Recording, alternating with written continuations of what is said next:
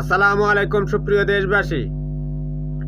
নারায়ণগঞ্জের সিদ্ধিরগঞ্জ থানা বিএনপির সাধারণ সম্পাদক ইকবাল হোসেন বাস ভাঙচুর করে এবং সাংবাদিককে মেরে এবং ড্রাইভারদেরকে মেরে বিএনপির ভিজিটিং কার্ড ধরিয়ে দিয়েছে, যেটা খুবই দৃষ্টিকটু এবং পৈশাচিক।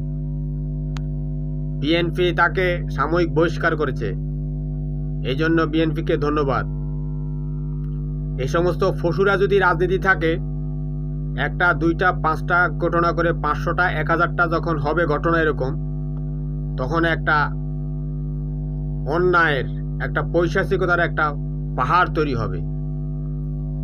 তখন সাধারণ রুচিশীল ব্যক্তিত্ব সম্পন্ন মানুষ বিএনপির কাছ থেকে মুখ ফিরিয়ে নেবে, যা বিএনপির রাজনীতিতে খুবই দুঃসাধ্য করে তুলবে।